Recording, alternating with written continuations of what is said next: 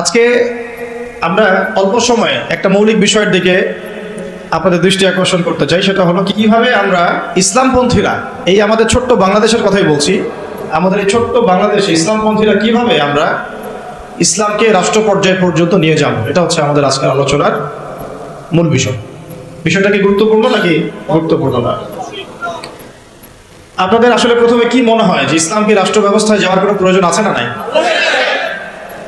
আচ্ছা, রাষ্ট্র ব্যবস্থা ইসলাম গেলে কি উপকার আর না গেলে ক্ষতি কি? একজন ভাই বলেছেন সমাজে শান্তি প্রতিষ্ঠিত হবে, আর আস্তে আস্তে একজন বলেন ইসলামী শাসন ব্যবস্থা প্রতিষ্ঠিত হবে, আর দুর্নীতি হবে না, আর হ্যাঁ দুর্নীতি মুক্ত সমাজ হবে, আর হ্যাঁ ইফটিজিং হবে না, তাই তো? আর কোরআন হাদিসের বাইরে কোনো বিধান থাকবে না। আচ্ছা, সকল ধর্মের অধিকার নিশ্চিত হবে। কত? হ্যাঁ, রাষ্ট্রের উন্নতি হবে, নামাজ কায়েম হবে, মাশাআল্লাহ, আর যাকাত প্রতিষ্ঠিত হবে, ইসলামী সমাজ বিনির্মাণ হবে। আচ্ছা, এখন বলে দেখি ইসলামী রাষ্ট্র ব্যবস্থা না থাকলে আমাদের ক্ষতি কি?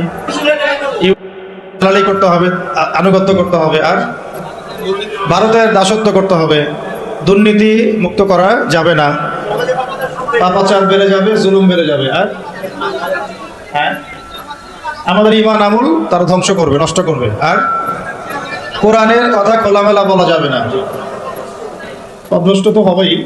আর কোনো? তার মানে আমি বুঝলাম যে আপনারা ইসলামী রাষ্ট্র ব্যবস্থা সম্পর্কে চিন্তা ভাবনা করেন তো নাকি? এখন আমাকে একটা উত্তর দেন যে এই যে ফজিলতগুলো আপনি বললেন আর এই যে ক্ষতিগুলো আমরা জানলাম, এগুলো কি বিগত 50 বছরে মানুষ জানে নাই? জানলে পরে কেন এখন পর্যন্ত ইসলাম রাষ্ট্র ব্যবস্থা যায় নাই? এটা একটা গুরুত্বপূর্ণ প্রশ্ন না? এটা একটা গুরুত্বপূর্ণ প্রশ্ন না? আমরা তো জানি যে আসলে ইসলামী রাষ্ট্র ব্যবস্থা থাকলে এই ফজিলত হবে, আর না থাকলে এই বড় বড় ক্ষতিগুলো হবে। এটা জানার পরেও কেন আজ পর্যন্ত আমরা ওই জায়গায় যেতে পারলাম না? কেন? কি মনে হয় আপনাদের? একটা একটা করে কারণ বলেন দেখি, কেন পারলাম না আমরা? একজন একজন করে বলেন, সবাইকে সুযোগ। ইমানি শক্তি দুর্বল, একতা নাই। মাশাআল্লাহ, ছোট একটা ছেলে অনেক মানে বড় একটা কথা বলেছে, একতা নাই। তারপরে দিনী শিক্ষার অভাব, ভেরি গুড। তারপরে দুনিয়াবি, হ্যাঁ প্রযুক্তিগত শিক্ষারও কিছু অভাব আছে। তারপরে লোভ, কিসের? ক্ষমতা। আচ্ছা, দুনিয়ার লোভ। আর বলেন, একটা মৌলিক কথাই তো বললেন না। প্রযুক্তির অভাব, ব্যক্তিগত জীবন ইসলামের অভাব, মৌলিক কিছু কথা অবশ্য আসছে না। আরো সুযোগ দিচ্ছি, বলেন দেখি। কোরআন শিক্ষার অভাব, জীবনী দাঁড়িয়েছেন, বলেন। ভোগবাদিতা, আর আচ্ছা অনেক কারণ আছে। যাক, আমি কারণগুলো বলবো, আপনাদের কাছ থেকে শুনছি আপনাদের অবজারভেশনটা কেমন। আমাদের যে একজন আদর্শ নেতা নাই, এটা তো বললেন নাকি? হ্যাঁ, একজন যিনি দিন প্রতিষ্ঠা করবেন বা যারা দিন প্রতিষ্ঠা করবেন রাষ্ট্রীয় পর্যায়ে, একজন লিডার তো লাগবে নাকি? নেতা না থাকলে কি, মানে আমির না থাকলে কি ইমারা আসে নাকি? তখন কি মানে সম্মত আর বিষয় আসবে কিনা? তো তখন তো বায়াত আসছে না। তো এগুলো না থাকলে তো নেতার মতো দিনও হচ্ছে না রাষ্ট্রীয় পর্যায় পর্যন্ত। আচ্ছা, আমরা প্রথমে আগে আলোচনা করি যে খুব সংক্ষিপ্ত করে ইসলামী রাষ্ট্র ব্যবস্থা এটা বলতে আগে কি বোঝায়, ঠিক আছে? একটা একটা করে পয়েন্ট খুব অল্প করে বলবো, মনোযোগ ধরে রাখতে হবে, আর আশেপাশে অন্য ভাইকে ডিস্টার্ব করবেন না। অল্প সময়, বেশি সময় নিবেন ইনশাআল্লাহ আপনাদের সাথে। এক নাম্বার কথা হচ্ছে আমাদেরকে আগে বুঝতে হবে ইসলামী রাষ্ট্র কি আর অনইসলামিক রাষ্ট্র কি, ঠিক আছে? উত্তর অল্প করে বুঝি। ইসলামী রাষ্ট্র বলতে এটা বোঝায় না যে একটা রাষ্ট্রের বেশিরভাগ মানুষ মুসলিম, এটাই ইসলামী রাষ্ট্রের সংজ্ঞা নয়। কথাগুলো বোঝার চেষ্টা করেন। আপনারা এখন এগুলো ফোনে নোট করতে পারেন, ফোনের মধ্যে নোট করতে পারেন, ছবি তুলবেন না, ফোনে নোট করতে পারেন। ইসলামী রাষ্ট্র কাকে বলে? যে এই রাষ্ট্রের শাসন ব্যবস্থা শুধুমাত্র আল্লাহ এবং তার রাসূলের বিধান অনুযায়ী পরিচালিত হয়, তাকে বলা হয় ইসলামী রাষ্ট্র। কি বললাম বলেন? ইসলামী রাষ্ট্র কাকে বলে?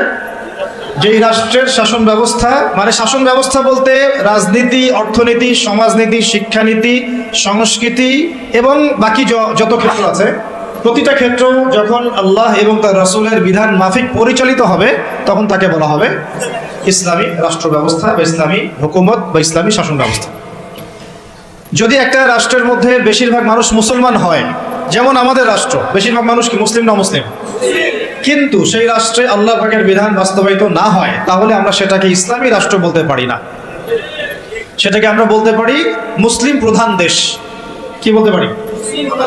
যেমন বাংলাদেশ একটা মুসলিম প্রধান দেশ, এটা ইসলামী রাষ্ট্র ব্যবস্থার দিকে এখনো যায়নি। আবার কোন একটা রাষ্ট্র যেখানে মুসলিমরা সংখ্যাগরিষ্ঠ নয়, তারপরেও সেই রাষ্ট্রের মধ্যে আল্লাহর বিধান বাস্তবায়িত আছে, সেটা বলবো আমরা ইসলামী রাষ্ট্র। বুঝতে পারছি কথা? যেমন হচ্ছে মদিনা রাষ্ট্র। কোন রাষ্ট্র? নবী সাল্লাল্লাহু আলাইহি ওয়াসাল্লামের সেই মদিনা রাষ্ট্র। সেই মদিনা রাষ্ট্রে মুসলিমরা ছিলেন, আনসার সাহাবীরা ছিলেন, মুহাজির সাহাবীরা ছিলেন। আনসার সাহাবীদের দুইটা গোত্র ছিল, আওস এবং খাজরাজ। অনেকে জানেন, অনেকে হয়তো জানেন না, জেনে নেন। আনসার সাহাবীদের দুইটা গোত্র ছিল, একটা আওস এবং একটা খাজরাজ। তাদেরকে বলা হতো আনসার সাহাবী, যারা মক্কার হিজরতকারী সাহাবীদেরকে আশ্রয় দিয়েছিলেন, তাদেরকে কি বলা হয়? আনসার সাহাবী। আর মুহাজির সাহাবী কারা? যারা মক্কা থেকে হিজরত করে মদিনায় গিয়েছেন। আনসার এবং মুহাজিরদেরকে নিয়ে নবী সাল্লাল্লাহু আলাইহি ওয়াসাল্লাম একটা ভ্রাতৃত্বের বন্ধন, ঐক্যের বন্ধন গড়েছেন।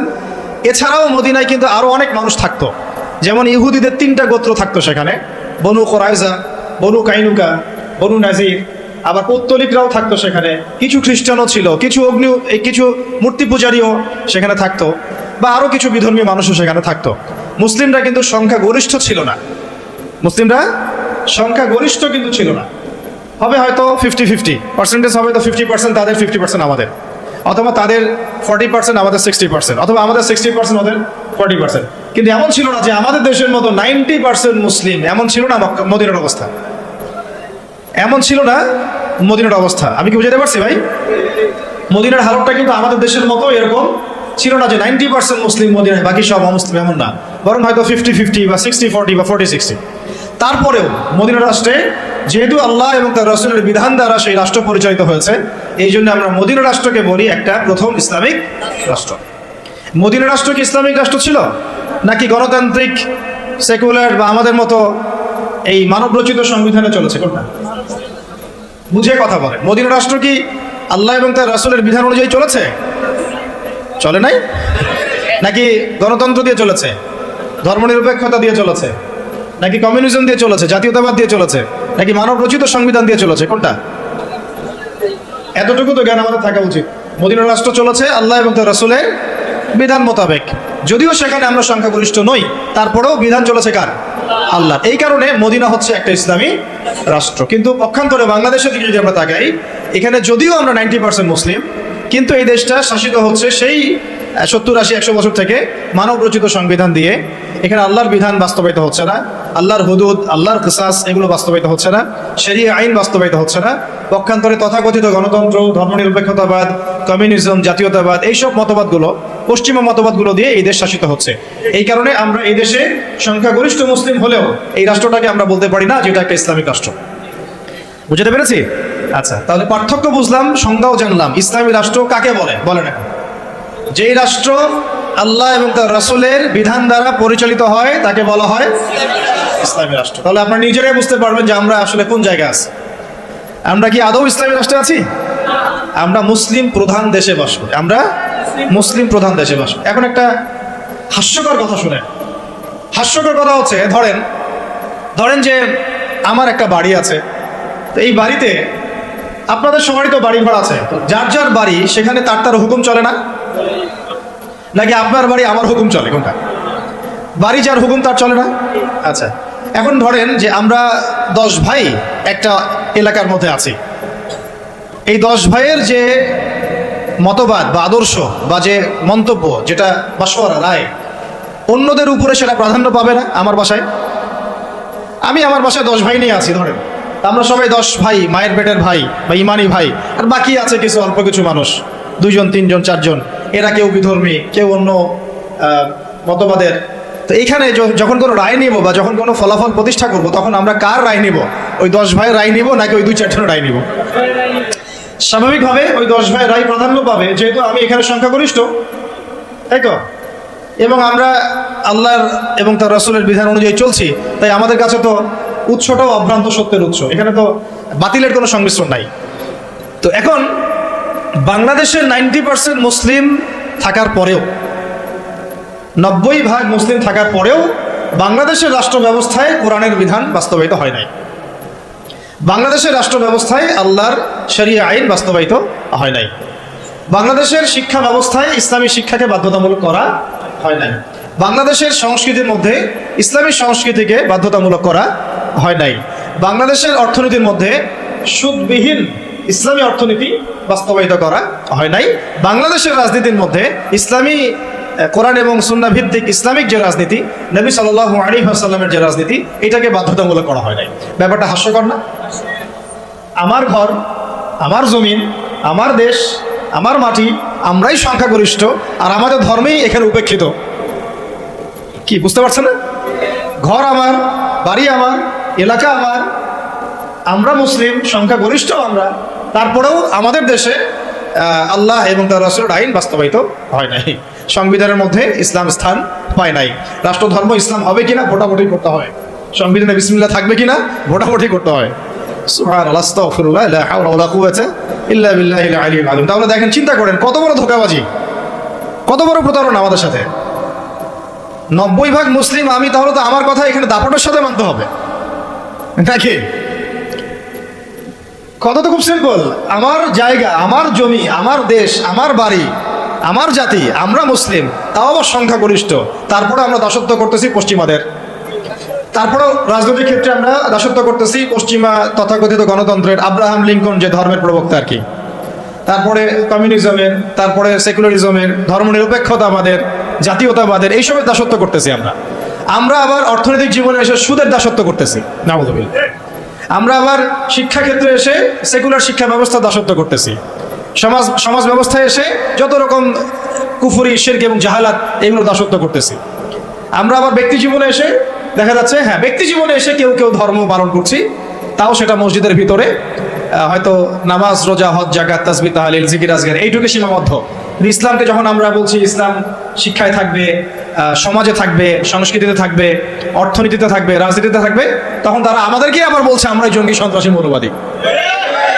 কত বড় প্রতারণা আমাদের সাথে করা হচ্ছে বা হয়েছে, এটা কি বুঝতে পারছেন কিনা?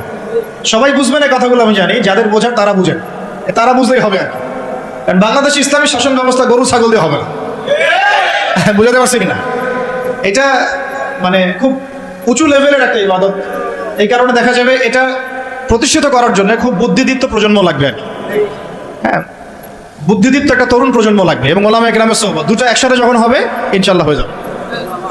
তাহলে ইসলামের রাষ্ট্র ব্যবস্থা কাকে বলে এটা বুঝলেন, এবং আমাদের সাথে কি ধোঁকাবাজি হয়েছে এটা বুঝলেন। এখনো দেখেন, এখন যদি আপনারা বলেন যে আমরা সবাই ইসলামী রাষ্ট্র ব্যবস্থা চাই, একটা গণভোটের আয়োজন করা হোক, দেখা যাক কারা কারা ইসলামের পক্ষে ভোট দেয়। ঠিক আছে, দেখবেন যদি 80% মানুষও ভোট দেয় যে হ্যাঁ আমরা ইসলামের পক্ষে আছি, আমরা ইসলামী শাসন ব্যবস্থা চাই, আমরা চাই দেশের মধ্যে আল্লাহর বিধান বাস্তবায়িত হোক, ওই যে 20% মানুষ যারা চায় না, ওদের মতটাই প্রাধান্য পাবে এই সিস্টেমের মধ্যে। তাহলে আমাদের মতকে প্রাধান্য দিবে না। আর যদিও কেউ দিতে চায়, তখন দেখা যাবে ভারত, আমেরিকা, পশ্চিমা শক্তি, এগুলো আমাদের উপর আক্রমণ করে বসবে। তো এই যে একটা ধোঁকাবাজি, এই যে একটা প্রতারণা আমাদের সামনে চলছে, এইখান থেকে জাতিকে বের করতে হবে। কথা হবে একটাই, যে জমিন আল্লাহর, বিধান চলবে। এই জমিন কার? এই জমিন আল্লাহর। আমি আল্লাহর বান্দা, আমি আল্লাহর দিন পালন করি, আমি আল্লাহর রাসূল মুহাম্মদ সাল্লাল্লাহু আলাইহি ওয়াসাল্লামকে অনুসরণ করি। এই জমিনে মুসলিমদের মধ্যে শরিয়া চলবে, বিধান চলবে কার?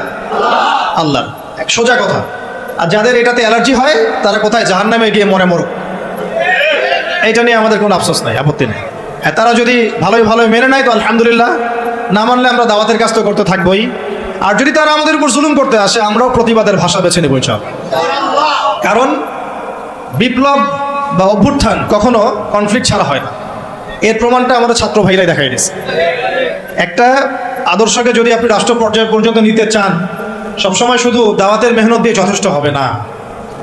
অনেক সময় প্রতিবাদের ভাষারও প্রয়োজন আছে, এবং প্রতিবাদের ভাষায় কথা বললে যে কাজ হয়, এটা তো জুলাই মাসে প্রমাণ বহন করছে না। এখন যারা জুলুম করেছে ছাত্র ভাইদের উপরে, এবং ছাত্র ভাইরা যখন এটাকে প্রতিবাদ করেছে, তার একটা দাবি নিয়ে যখন এক দফা দাবি নিয়ে যখন রাস্তায় নেমেছে, তখন আমরা কি ছাত্র ভাইদেরকে বলেছিলাম যে ছাত্র ভাইরা বুকে হাত দিয়ে বলেন তো, কেউ কি বলেছে এই ছাত্র ভাইরা সত্যি, এই ছাত্র ভাইরা উগ্র? বলেছে কেউ? কেউ যদি বলে থাকেও, এই কথাটা কি সঠিক হবে না ভুল? এই কথাটা কি ইনসাফ হবে না জুলুম? বরং এই ছাত্র ভাইরা ছিল মাজলুম, তাদেরকে নির্বিচারে গুলি করে হত্যা করা হয়েছে। এর পরবর্তীতে তারা এই পদক্ষেপ নিয়ে রাস্তায় নেমেছে। প্রথমে তো তারা নামে নাই, নেমেছিল না। এখন একটু একটা বিষয় খেয়াল করে দেখেন, গণতান্ত্রিক পদ্ধতিতে এইরকম কনফ্লিক্টগুলোকে কিন্তু আমরা জঙ্গিবাদ, সন্ত্রাসবাদ এগুলো বলি না। বলি? এই গণতান্ত্রিক পদ্ধতিতে এই ধরনের কনফ্লিক্টগুলোকে, এই যে কনফ্লিক্ট বুঝেন কি না, কনফ্লিক্ট মানে এই যে সংঘর্ষগুলা, এগুলোকে কিন্তু আমরা জঙ্গিবাদ, সন্ত্রাসবাদ, মৌলবাদ বলছি না। কিন্তু এই ছাত্র ভাইদের জায়গায় যদি রাস্তায় আমি, আপনি, ওলামায়ে কেরাম থাকতাম, তাহলে আমাদেরকে তারা বলতো এরা মৌলবাদী, জঙ্গি এবং সন্ত্রাসী। ধোঁকাবাজি, বুঝতে পারছেন? ঠিক এই ঘটনাটাই ঘটেছিল শাপলা চত্বর। এরকমই ঘটনা। ওই সময় তো ছাত্র ভাইয়েরা আমাদের সাথে এভাবে ছিলেন না, ছিল শুধু ওলামায়ে কেরাম এবং তোল্লাব যারা, তারা ছিলেন। এক কথা হচ্ছে, তখন কিন্তু আমাদেরকে জাতির সামনে এবং পুরো বিশ্ব মিডিয়া উপস্থাপন করা হলো যে এরা উগ্র, এরা জঙ্গিবাদী, এরা সন্ত্রাসী, তাই না? বহুজনের ঘাড়ে 10টা-20টা করে মামলা ঝুলা দেওয়া হলো, কত ভাইকে শাপলা চত্বরে নির্মমভাবে গুলি করে হত্যা করা হলো। তো এই যে বিষয়গুলো, ইসলামকে কিভাবে তারা সমাজ থেকে সংকীর্ণ করে, এটা আপনাদেরকে বুঝতে হবে। যখন ইসলামের প্রশ্ন আসে, তখন তারা আমাদের উপর এমন জুলুমের স্টিম রোলার চালায় যেটা আবু জেহেলও করে নাই, কিন্তু গণতান্ত্রিক পদ্ধতিতে যখন তারা কোনো কনফ্লিক্টে যায়, তখন তারা কিন্তু এটাকে জঙ্গিবাদ, সন্ত্রাসবাদ বলছে না। বরং আমরা বলছি ছাত্র ভাইরা সাহসিকতার পরিচয় দিয়েছেন এবং তারা ছিলেন এখানে সবচেয়ে হকপন্থী। তারা হকপন্থী ছিলেন না, বিপরীত পক্ষ হকপন্থী ছিল। তো এখন হকের তো বিজয় হলো, এটাও তো দেখলাম। আর বিজয়ের সময় কি তারা শুধু দাওয়াত দিয়েছে? যখন তাদেরকে মেরেছে, তারা কি বলেছে ভাই আর মারিয়েন না, আল্লাহর রাস্তায় আর মারিয়েন না? নাকি তারাও দু একটা লাঠি সোটা নিয়ে প্রতিবাদ করেছে? কোনটা? আর এই প্রতিবাদটাই যদি আবু তো আদনান করতে যাইতো, তাহলে সমস্যা ছিল। এই প্রতিবাদটাই যদি আমাদের ওলামায়ে কেরাম করতেন, তাহলে সমস্যা ছিল। এই প্রতিবাদগুলো যদি আমরা বেশি না, ওই যে কুরবানির জবাই করা ছুরিগুলো নিয়ে বেরোইতাম, তাহলে অবস্থা খারাপ ছিল। অস্ত্র শস্ত্র তো না, এগুলি অস্ত্র তো সবার বাসায় আছে না, কুরবানির গরু জবাই করা ছুরি। তারা বের হয়েছে কি নিয়ে? সাউন্ড গ্রেনেড নিয়ে, মেশিন গান নিয়ে, AK-47 নিয়ে শুয়ে শুয়ে গুলি করতেছে আর বলতেছে যে 5টারে মারলাম, 10টারে মারলাম। ভিডিওগুলো দেখেন নাই? তো এর বিপরীতে ছাত্র ভাইরা কি নিয়ে বেরোছে? লাঠি সোটা, ইটপাট কেলেই তো। এই তো এমনকি ওই যে আপার অনুসারী যারা ছিল, তারা যে অস্ত্রশস্ত্রগুলো নিয়ে শোডাউন করেছিল আর কি, সেগুলোকে ছাত্র ভাইদের কাছে ছিল কি? ছিল না। এমনকি মেয়েদেরকেও মার খেতে হয়েছে, তাই না? কথা হচ্ছে, এর যদি 10% ওলামায়ে কেরাম কেউ করতো, তাহলে সারা দুনিয়া জুড়ে একটা ইস্যু তৈরি করা হতো যে বাংলাদেশ একটা মৌলবাদী রাষ্ট্র হয়ে গেছে। আপনাদেরকে বিশ্বের এই সভ্যতার এই ষড়যন্ত্রগুলো বুঝতে হবে, সভ্যতার বৈশ্বিক ষড়যন্ত্রগুলোকে বুঝতে হবে। এই সমস্যাটা শুধু আমাদের আঞ্চলিক সমস্যা না, এটা একটা বৈশ্বিক সমস্যা। যখনই মুসলিমদের উপর জুলুম হয়, মুসলিমরা যদি মার খায়, মার খাওয়া অবস্থাতেও তাদেরকে বলা হয় সন্ত্রাসী, জঙ্গি। আর যদি তারা প্রতিবাদের ভাষা বেছে নেয়, তাহলে তো সারা বিশ্ব মিডিয়া ফলাও করে প্রচার করে যে এই মুসলিমরা জঙ্গি, সন্ত্রাসী, এরা উগ্রবাদী, এরা রাষ্ট্রে অস্থিতিশীলতা সৃষ্টি করতে চায়, এদেরকে রাষ্ট্র থেকে হটাও, এদেরকে গুম করো, এদেরকে খুন করো, এদেরকে ক্রস ফায়ারে দিয়ে দাও। এইভাবেই জুলুম করা হয়েছে আমাদের সাথে বিগত প্রায় 50 বছর থেকে। তাই নামকা বাস্তে শুধু মুসলিম রাষ্ট্র না, আমরা চাই একটা পরিপূর্ণ ইসলামী রাষ্ট্র। যতদিন পর্যন্ত পরিপূর্ণ ইসলামী রাষ্ট্র এবং শাসন ব্যবস্থা কায়েম না হচ্ছে, ততক্ষণ ওলামায়ে কেরামদের দুর্দশাও দূর হবে না, আমাদের দুর্দশাও দূর হবে না, ওয়াল্লাহি দূর হবে না। বরং ওরা মসজিদ, মাদ্রাসাগুলো পর্যন্ত নিয়ন্ত্রণ করতে থাকবে। নিয়ন্ত্রণ করে নাই তার আগে? এমনকি জুমার খুতবায় চিঠি পাঠিয়ে দেওয়া হতো যে এই যে বিষয়ে আলোচনা করবেন, বাকি ডানে বামে যেন কথা না যায়। প্রত্যেকটা মসজিদে DGFI বসে থাকতো, NSI বসে থাকতো, ডিবির লোকজন বসে থাকতো। হয়তো এখনো থাকে, কিন্তু অত সাহসিকতার সাথে হয়তো বের হতে পারে না, কিন্তু আছে ঠিকই। কথা হচ্ছে যে তখন তো প্রত্যেকটা রেকর্ড চলে যেত জায়গা মতো, কোন জায়গায় কি আলোচনা হচ্ছে, কোন মাহফিলে কি আলোচনা হচ্ছে।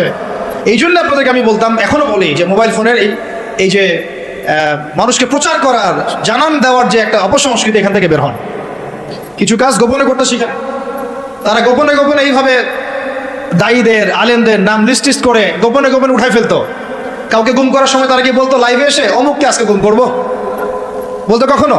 তাহলে আমরা তো দেখা যায় এমন একটা অবস্থা, কোথাও ওয়াজ করতে গেলে বরকত দান করে জানাইতেই হবে মানুষকে। আমার না জানানোর পর্যন্ত আমার ইবাদত মনে কবুল হচ্ছে না। এই যে একটা সাইকোলজিক্যাল ডিসঅর্ডার, আমি বলি এটা সাইকোলজিক্যাল ডিসঅর্ডার। মানে আমাদেরকে আরো অনেক স্মার্ট হইতে হবে। এত সহজ না রাষ্ট্র পর্যায় পর্যন্ত ইসলামকে নিয়ে যাওয়া।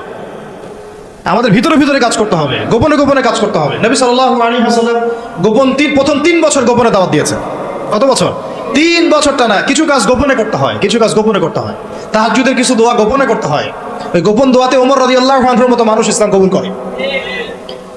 ভালো করে বুঝবেন, সবকিছু প্রচার করতে হয় না। হ্যাঁ, প্রচার আমি করব, যেটা প্রচার করার প্রয়োজন, যেটা প্রচার করা দরকার, যেটা প্রচার করলে কাফেরের গায়ে জ্বালা ধরবে, সেগুলো আমরা প্রচার করব। কিন্তু সবকিছু সব জায়গায় প্রচার করতে হয় না, এটা আমাদেরকে বুঝতে হবে। এখন যারা বাংলাদেশকে শাসন করছে এখনো, তারা কি সব পলিসিগুলো সবার সামনে উন্মুক্ত করছে? করছে না। গোপনে গোপনে কি হচ্ছে আল্লাহই ভালো জানে। কি হচ্ছে আমরা তো আজ করতে পারি, আজ তো করতে পারছি। এরপরে যারা ওই যে ওত পেতে বসে আছে আর কি, সুযোগ পাইলেই ক্ষমতা দখল করবে, তারা কি করতেছে এটা কি আপনাদের সবাইকে বলতেছে? গোপনে গোপনে করছে, মাঠ রেডি করছে তারা। ঠিক এই কারণেই আমরা যদি ইসলামী রাষ্ট্র ব্যবস্থায় যেতে চাই, তাহলে ওলামায়ে কেরাম এবং আপনাদেরকে, স্পেশালি ইয়াং জেনারেশন তরুণদেরকে, তোল্লাবদেরকে কিছু কিছু বিষয়ে গোপন রাখার অভ্যাস তৈরি করতে হবে।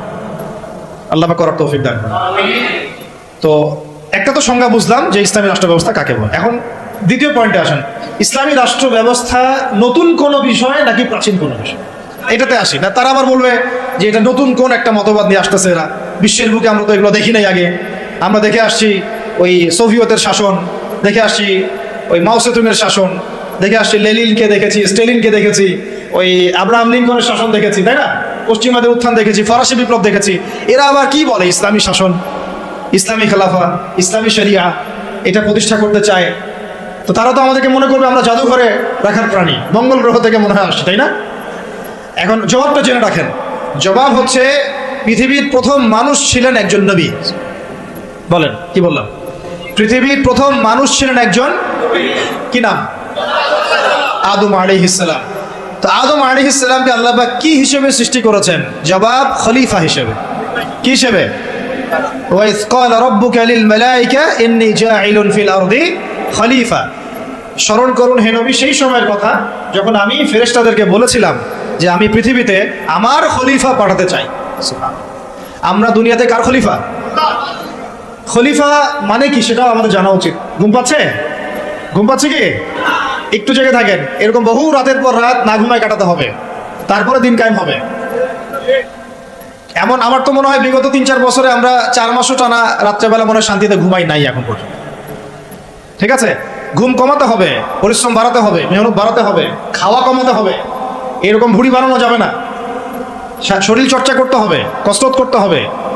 ঠিক আছে, শক্তিশালী হতে হবে মানসিকভাবে, শারীরিকভাবে, ইমানের দিক থেকে, আমলের দিক থেকে। এত দুর্বল হলে চলবে না। বুঝতে পারছি ভাই? সাহাবীদের জীবনীগুলো পড়েন, নবী সাল্লাল্লাহু আলাইহি ওয়াসাল্লাম সিরাতটা পড়েন, দেখেন কিভাবে তারা কষ্ট করেছেন দিনের জন্য, কি পরিমাণ কষ্ট করেছেন। এটা নিয়ে ইনশাআল্লাহ আরেকদিন আলোচনা করব। উহুদের যুদ্ধের ঘটনা যদি পড়েন, দেখবেন সাহাবীরা কিভাবে কষ্ট করেছেন, কিভাবে কষ্ট করেছেন। 40টা 50টা তরোয়ারের আঘাত গায়ে নিয়েও নবী সাল্লাল্লাহু আলাইহি ওয়াসাল্লামকে কাঁধে করে উহুদের পাহাড়ে উঠেছেন তালহা রাদিয়াল্লাহু আনহু। নবীজি বলেছেন, তোমরা যদি কোনো জীবন্ত শহীদকে দেখতে চাও, এই তালহাকে দেখো, সে বেঁচে আছে কিন্তু শহীদ হয়ে গেছে। সুবহানাল্লাহ। তো সাহাবীদের মতো ওই রকম ত্যাগের মানসিকতা। দিন মানেই কুরবানি। দিন মানে কি? জানের কুরবানি, মালের কুরবানি, সময়ের কুরবানি। একদিন 1 ঘন্টা 2 ঘন্টা বসে থাকলে মানুষের মনে হয় যে বাপরে বাপ কি করে ফেললাম। আমরা এমনও গিয়েছে যে একজন উস্তাদের সাথে সাক্ষাৎ করার জন্য সারাদিন বসে আছে। উস্তাদ ব্যস্ত, বের হতে পারছেন না রুম থেকে, একজনের পর একজন আসছেন।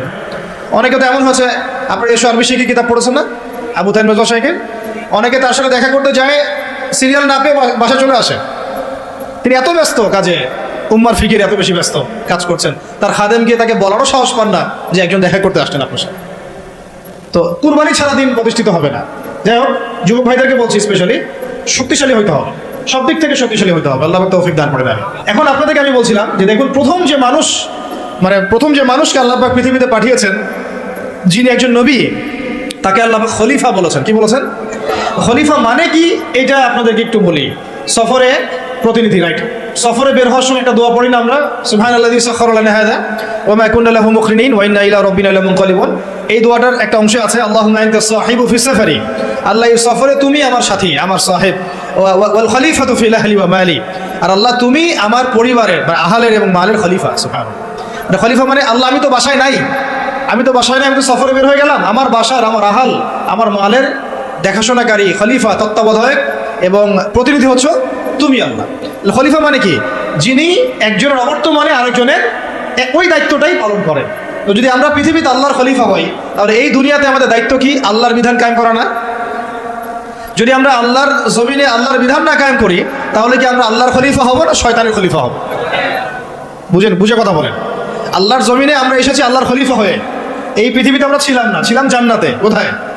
সেখান থেকে আমাদের বাবা আদম আলাইহিস সালাম, আমাদের মা হাওয়া আলাইহিস সালামকে পাঠিয়ে দেওয়া হলো। কি কারণে পাঠানো হয়েছে এটা তো অন্য আলোচনা, আপনারা তো জানেনই। সাথে ইবলিসকেও পাঠানো হয়েছে। কাকে? ইবলিসকে। এই কনফ্লিক্ট চলছে, কিয়ামত পর্যন্ত চলবে। আর মানুষের হায়াত অল্প, ইবলিসের হায়াত আবার কিয়ামত পর্যন্ত, তাই না? তো এখন তার মিশন হচ্ছে মানুষকে সে জাহান্নামে নিয়ে যাবে। আর আদম আলাইহিস সালাম, হাওয়া আলাইহিস সালাম যখন পৃথিবীতে এসেছেন, তখন থেকে নিয়ে এই জমিনে আল্লাহ পাকের খলিফা কারা ছিলেন? আমাদের পিতা, আমাদের মাতা নন? তারপরে তার সন্তান, তার সন্ততি নন?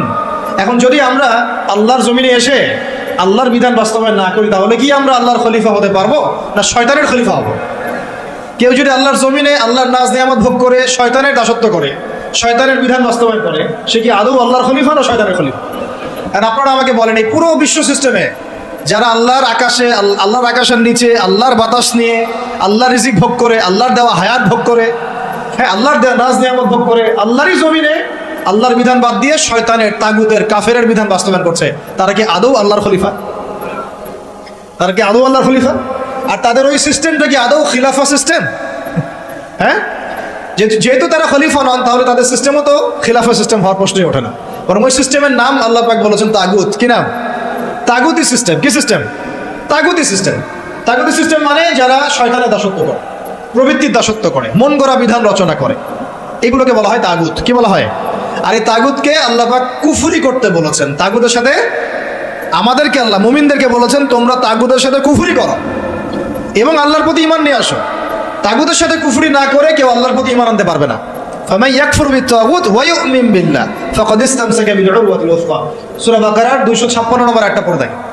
আল্লাহ পাক বলেছেন, তোমরা যারা তাগুতের সাথে কুফরি করে এবং আল্লাহর প্রতি ঈমান নিয়ে আসে, তারা একটা শক্ত হাতল ধরেছে, যেটা কখনো ছিন্ন হওয়ার নয়। সুবহানাল্লাহ। তাহলে আমাদের কাজ তাগুতের সাথে কুফরি করা। কুফরি মানে কি? অস্বীকার করা। আমরা কি শয়তানকে স্বীকার করবো না অস্বীকার করবো? তাগুত এক প্রকার শয়তান, আমরা কি তাকে স্বীকার করবো না অস্বীকার করবো? তাহলে আল্লাহর জমিনে যারা আল্লাহর বিধান বাস্তবায়ন করছে না, তারা কি আল্লাহর খলিফা না তাগুত? তাহলে এই তাগুতের দাসত্ব করলে আমি গুনাহগার হব না? আমি যদি তাগুতের বাধ্য হয়ে তারা আমার উপর জুলুম করছে, এটা একটা সুরত, আর আমি তাকে নসিহতও করছি না, পরিবর্তনের কোনো চেষ্টাও করছি না, কোনো মেহনতও করছি না, তাহলে কি আমি আল্লাহর কাছে দায়মুক্ত হতে পারবো? বুঝতে পারছি কথা? একটা সুরত তো হচ্ছে কাফের, তাগুত অনেক শক্তিশালী, আমাদের উপরে জুলুম করছে, নির্যাতন করছে, ওই মাক্কি যুগের মতো। নবী সাল্লাল্লাহু আলাইহি ওয়াসাল্লাম যখন মক্কায় ছিলেন তখনকার যুগের মতো, সেটা একটা সুরত। তখনও তারপরেও দাওয়াত চলেছে, তাবলিগ চলেছে, হক স্পষ্ট করা হয়েছে, ইজহার করা হয়েছে, মার আসলে সবর করা হয়েছে। এটা তো একটা চেষ্টা ছিল, বিপ্লব ছিল সমাজটাকে পার্থক্য করে দেওয়ার। এখন আমরা যদি সেটাও না করি আর ওই তাগুতকে পরিবর্তনের চেষ্টাও না করি, তাহলে কি আমরা আল্লাহর কাছে কালকে আমাদের মাঠে পার পেয়ে যাবো? কি ওজোর কোনো থাকবে? তাই আমাদের অবশ্যই উচিত ইসলামী রাজনীতিতে অংশগ্রহণ করা।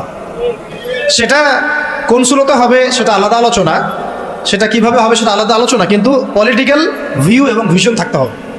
যেইভাবে আমরা মসজিদ, মাদ্রাসা, মক্তব এই বিষয়গুলো পরিচালনা করি, যেইভাবে আমরা নামাজের ইমামতি করি, যেইভাবে আমরা ওয়াজ মাহফিলের প্যান্ডেলে বসি, যেভাবে আমরা লেকচার দেই, যেভাবে আমরা মানুষকে নসিহত করি, এইভাবে আমাদেরকে অর্থনীতি, শিক্ষা, সংস্কৃতি এবং রাজনীতির দায়িত্ব নিতে হবে। নিতে হবে কি না? নিতে হবে। এবং এই দায়িত্ব নেওয়ার সবচেয়ে যোগ্য মানুষ তারাই যারা ওলামায়ে কেরাম। এই দায়িত্ব নেওয়ার সবচেয়ে যোগ্য মানুষ কারা? ধরেন এখানে 10 জন, এটা আরেকটা আফসোসের কথা ভাই, এই অংশটা বুঝতে হবে।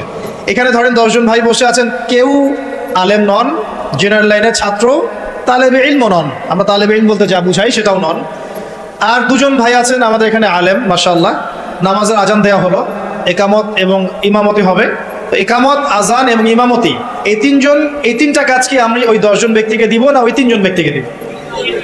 3 জনের একজন হয়তো আজান দিবেন, একজন হয়তো ইকামত দিবেন, বা যিনি আজান দিবেন তিনি ইকামত দিবেন, আর একজন ইমামতি করবেন, তাই না? তাহলে আমি মসজিদের মধ্যে ইমামতির দায়িত্ব কেন জেনারেল ভাইকে দিলাম না? কেন ওই ভাইকে দিলাম না? কারণ আমি জানি তার তেলাওয়াতে ভুল হতে পারে, তার কেরাতে ভুল হতে পারে, কেরাতে এমন ভুল হতে পারে যে অর্থ পার্থক্য হয়ে যাচ্ছে, অর্থ বিকৃত হয়ে যাচ্ছে, হতে পারে। তো স্বাভাবিক, এটাই হবে হয়তো বা, ইল্লা মাশাআল্লাহ। এটা চিন্তা করে নামাজ বাঁচানোর স্বার্থে, ওই ওয়াক্তের নামাজ বাঁচানোর স্বার্থে, মুসল্লিদের নামাজ যেন নষ্ট না হয় এই স্বার্থে, এবং শরীয়ী হক আদায় করে আমি একজন আলেমকে সামনে এগিয়ে দিলাম, তাই তো? কিন্তু এই কাজটা আমি শিক্ষানীতির মধ্যে করছি না, এই কাজটা আমি ইসলামী অর্থনৈতিক ব্যবস্থা বা রাষ্ট্রীয় অর্থনৈতিক ব্যবস্থার মধ্যে করছি না, এই কাজটা আমি সমাজনীতির মধ্যে আনতে পারছি না, এই কাজটা আমি রাষ্ট্র ব্যবস্থা আনতে পারছি না। যেই কিছু অযোগ্য মানুষকে আমি ইমামতির দায়িত্ব দিলাম না, তাদের চাইতেও হাজার গুণ অযোগ্য মানুষকে আমি রাষ্ট্রের দায়িত্ব দিয়ে বসে আছি। এটা আফসোস না? এটা আফসোসের বিষয় না? মনে করেন আমি এখানে বসে আছি এবং আমাদের ওস্তাদরা এখানে বসে আছেন, আমি তো নিজেই কখন ইমামতি করতে যাব না। কেন যাব না? এখানে আরো যোগ্য মানুষ আছে, তাই তো? তাহলে আমাদের মধ্যেই যদি এভাবে আমরা এটাকে আমরা এড়িয়ে যাই, আমরা যোগ্য মানুষের সামনে ঠেলে দেই, কিন্তু রাষ্ট্র চালানো একটা বিশাল কাজ, যার মধ্য দিয়ে 16 কোটি মানুষের ভাগ্য নির্ধারিত হচ্ছে। মানে ভাগ্য বলতে বোঝাচ্ছি ভালো মন্দ, জুলুম ইনসাফ, এই বিষয়গুলো নির্ধারিত হচ্ছে না রাষ্ট্র ব্যবস্থার মধ্য দিয়ে। তো এই দায়িত্বটা আমি আবার কিছু অযোগ্য মানুষের হাতে দিয়ে নিশ্চিন্তে বাসায় গিয়ে ঘুমাচ্ছি। এটা তো আমাদের একটা অদূরদর্শিতা না? এই জন্য আমাদের সবাইকে একটা পলিটিক্যাল ভিশন এখন রাখতে হবে। আগে যা হয়েছে হয়েছে, যখন যেটা বুঝি নাই, এখন মসজিদ মাদ্রাসা মক্তব যেভাবে আমরা চালাই সাফল্যের সাথে, সেইভাবে আমরা সমাজ চালাবো ইনশাআল্লাহ, সেইভাবে আমরা ইনশাআল্লাহ অর্থনীতিও চালাবো ইনশাআল্লাহ, আজ হোক আর কাল হোক রাষ্ট্র চালাবো ইনশাআল্লাহ। এবং আমরা আমাদের তরুণ ভাইদেরকে সাথে নিব, প্রতিভাবান ভাইদেরকে সাথে নিব, তুল্লাবদেরকে সাথে নিব, যারা সাহসী তাদেরকে সাথে নিব। আমাদের মধ্যে যারা অমুসলিম কিন্তু আবু তালেবের মতো আমাদের কাছে ওই ভূমিকা রাখবে, প্রয়োজনে সেই মানুষদেরকে আমরা স্পেস দিব ইনশাআল্লাহ। আবু তালেব আমাদেরকে সাহায্য করেন নাই মক্কায়? করেছেন কিনা? তো যদি অমুসলিমও হয় কিন্তু আবু তালেবের মতো হয়, কোনো সমস্যা নেই। কিন্তু অমুসলিম হয়ে যদি আবু জেহেলের মতো হয়, সমস্যা আছে। কথা বুঝতে পারছি? তাহলে ইসলামী রাষ্ট্র ব্যবস্থা নতুন কোনো কনসেপ্ট নয়, বরং এটা একটা প্রাচীন কনসেপ্ট। সভ্যতা শুরুই হয়েছে একজন খলিফা দ্বারা, সুবহানাল্লাহ। আর এই মানব সভ্যতার শেষও হবে একজন ইমামুন আদিল খলিফা দ্বারা। তিনি কে? ইমামুল মাহদি এবং ঈসা আলাইহিস সালাম। তাহলে সভ্যতা শুরু হলো ইসলাম দিয়ে, সভ্যতা শুরু হলো খিলাফা দিয়ে, সভ্যতা শুরু হলো শরিয়া আইন দিয়ে, আর শেষও হচ্ছে একজন ইমামের হাতে, একজন নবীর হাতে এবং ইসলামী খেলাফতের হাতে। বিশ্ব ব্যবস্থার গন্তব্য হচ্ছে ইসলামী খেলাফত। এই বিশ্বের গন্তব্য কি? আস্তে আস্তে আবারও ইসলামী খেলাফার দিকে আসবে, নবুয়তের আদলে খেলাফা আসবে, আবার নবুয়তের আদলে খেলাফা আসবে ইনশাআল্লাহ। এখন আমরা জানলাম যে খেলাফা দিয়ে শুরু হয়েছে, খেলাফা দিয়েই শেষ হবে। তাহলে ভাই আমরা মাঝখানে কি করতেছি? আমরা মাঝখানে আসলে কি করতেছি না? আমাদের এই পলিটিশিয়ানদেরকে কে বুঝাবে বলেন? কার এই ক্ষমতা আছে তাদেরকে বুঝায়? কিছু বিষয় আছে, কিছু মানুষ বুঝতে চায়, কিছু মানুষ বুঝতে চায়, আর কিছু মানুষ তো বোঝার কোশিশও করে না। কিছু আছে অবুঝ, যাদেরকে বুঝানো যায়, আর কিছু না বুঝ, যতই বুঝান বুঝবে না। এটা কি বলা হয়? এটাকে বলা হয় না বুঝ, কখনোই বুঝবে না। সুম্মুন বুকমুন উমিয়ুন ফাহুম লা ইয়ারজিউন, এরকম আর কি। আর কথা হচ্ছে দাওয়াত তো দিতে হবে আমাদেরকে, বুঝুক আর না বুঝুক আমরা কি করব? দাওয়াত দিব। নবী সাল্লাল্লাহু আলাইহি ওয়াসাল্লাম আবু জেহেল আবু লাহাবদেরকে দাওয়াত দিয়েছেন না? উতবা শাইবাদেরকে দাওয়াত দিয়েছেন না? তারা কেউ মেনেছে, কেউ মানে নাই। ওমর রাদিয়াল্লাহু আনহু দাওয়াত কবুল করেছেন, হামজা রাদিয়াল্লাহু আনহু দাওয়াত কবুল করেছেন, খালিদ বিন ওয়ালিদ দাওয়াত কবুল করেছেন।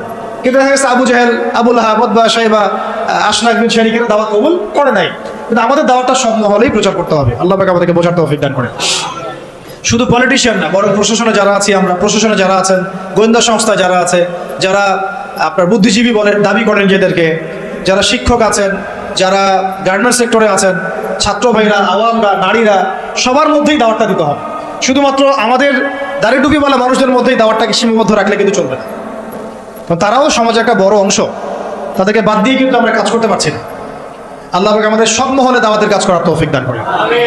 ধরেন আমাদের সামরিক কোনো প্রশিক্ষণ নাই, আছে নাই, কিন্তু আমাদের আর্মি অফিসার ভাইদেরকে যদি আমরা দাওয়াত দিয়ে তাওহীদ বুঝাতে পারি, রিসালাত বুঝাতে পারি, আখিরাত জানাতে পারি, আল্লাহ পাকের শরিয়া আইন, ইসলামী রাষ্ট্রের গুরুত্ব, এই তাগুত, এই কুফর, শিরক, নেফাক, এগুলো স্পষ্ট করতে পারি, জিহাদ তো তারাই করবে ইনশাআল্লাহ, তাই না? প্রশিক্ষণ তাদের আছে, তাদের যোগ্যতা আছে, তাদের সেই ম্যাচুরিটি আছে, তাদের বিচক্ষণতা আছে, দেখবেন তারাই আমাদের চেয়ে ভালো যুদ্ধ করতে পারবে। তাহলে যদি আমরা আজ হোক আর কাল হোক, আল্লাহ জানেন ভালো, আমরা জানি না, যদি কোনো কুফার শক্তির সাথে আমাদের কখনো কনফ্লিক্ট হয়, তাহলে সামনে কারা থাকবে? তাদেরকেই তো রাখতে হবে। এই জন্য দাওয়াত তাদেরকেও দিতে হবে অবশ্যই। এই দাওয়াতটা আমাদের একটু ঘাটতি হয়ে গেছে বলে আমি মনে করি। অনেক ওলামায়ে কেরাম একমত হন যে আসলে সব মহলে দাওয়াতটা এভাবে প্রচার হচ্ছে না। আমরা চিন্তাটা তো এমন থাকা উচিত যে গুম হয়ে গেলেও আমি ওই সেলে বসেও দাওয়াতে কাজ করবো, জেলখানায় চলে গেলে ওখানেও আমি দাওয়াতে কাজ করবো। এটাও সুন্নাত, এটাও তো সুন্নাত। মানে এভাবে দাওয়াতি কাজ করলে অনেক ফলাফল হয়, ফলাফল আসে। এখন বাংলাদেশে বহু আর্মি অফিসার, মেজর, কর্নেল, র্যাবের অফিসার তওবা করে ফিরে আসতেছে, পুলিশের অফিসার তওবা করে ফিরে আসতেছে, বিজিবি ভাইরা দেখবেন অনেকে মাশাআল্লাহ কঠিন প্র্যাকটিসিং মুসলিম আছে। এই সমস্ত ভাইদের কাছে আমাদেরকে দাওয়াত দিতে হবে। কিসের দাওয়াত দিব? যে ভাই আমরা মুসলিম, দুনিয়াতে একবারই আসছে, আর দ্বিতীয়বার আসতে পারবো না। যতদিন বাঁচতেছি আল্লাহর বিধান মেনে বাঁচবো, আল্লাহর বিধান দ্বারা সমাজ এবং রাষ্ট্র করার চেষ্টা করবো এবং এটার পথ পদ্ধতি আমাদের সামনে স্পষ্ট আছে। আমাদের কাছে পশ্চিমা মতবাদ থেকে পথ পদ্ধতি নেওয়া লাগবে না। আমাদের কাছে পথ পদ্ধতি একদম স্পষ্ট, রূপরেখা আমাদের কি স্পষ্ট আছে। আমাদের গোপন কোনো এজেন্ডা নাই, আমাদের এজেন্ডা একদম স্পষ্ট। আমাদের সামনে নবী সাল্লাল্লাহু আলাইহি ওয়াসাল্লামের উসওয়াতুল হাসানা আছে এবং তার সিরাত মোবারক আমাদের সামনে আছে। ওইটা ধরে ধরে আমরা পথ চলবো ইনশাআল্লাহ। দেখবেন ইনশাআল্লাহ তাআলা একদিন না একদিন আল্লাহ পাকের জমিন আল্লাহর দিন কায়েম হবে ইনশাআল্লাহ। আল্লাহ পাক আমাদের সবাইকে ওই কাফেলায় যেন কবুল করে নেন। এখন এটা যে প্রাচীন মতবাদ এটা বুঝলাম তো, এখন আপনারা আমাকে উত্তর দেন দেখি। অনেক তো বলে ফেললাম। এখন নূহ আলাইহিস সালাম কি আল্লাহর খলিফা ছিলেন না? তিনি কি কোনো শয়তানি মতবাদ চালু করেছিলেন? নাউযুবিল্লাহ। ইব্রাহিম আলাইহিস সালাম তিনি কি মানব রচিত আইন চালু করেছিলেন? নবী মুসা আলাইহিস সালাম, ঈসা ইবনে মারইয়াম, আমাদের নবী মুহাম্মদ সাল্লাল্লাহু আলাইহি ওয়াসাল্লাম তিনি কি মানব রচিত বিধান চালু করেছিলেন নাকি আল্লাহর বিধান দ্বারা রাষ্ট্র পরিচালনা করেছেন? আর আমাদের সমাজের মানুষরা এতই পাক্কা মুসলমান, মাশাআল্লাহ, এত পাক্কা মুসলমান যে নামাজের পদ্ধতিতে সে এক চুল ছাড় দিতে চায় না। একদম 100% সুন্নাহ মাফিক নামাজ পড়তে হবে তার, সহিহ নামাজ। ঠিক আছে, সহিহরও তো অনেক ধরন আছে, ভেরিয়েন্ট আছে আর কি। কিছু আছে আবার সহিহ সুরতেই জয়ীফ। ঠিক আছে, বলতেছে সহিহ, ওইটাই যে আবার একটা জয়ীফ আকিদা, ওটা সে বুঝতে পারতেছে না। ওইটা আলোচনা না আমাদের। কথা হচ্ছে আমরা নামাজের ক্ষেত্রে দেখা যায় অনেক সময় খুব সতর্ক যে 100% আমি নবী সাল্লাল্লাহু আলাইহি ওয়াসাল্লামের সুন্নাহ মাফিক নামাজ পড়তে হবে। কিন্তু সেই নবী মুহাম্মদ সাল্লাল্লাহু আলাইহি ওয়াসাল্লামের সুন্নাহ মোতাবেক শিক্ষা ব্যবস্থা করা যায় না, তারপরে সংস্কৃতি সাজানো যায় না, ওই নবীর সুন্নাহ অনুযায়ী অর্থনীতি সাজানো যায় না, ওই নবীর সুন্নাহ অনুযায়ী রাষ্ট্র সাজানো যায় না, রাজনীতিও করা যায় না।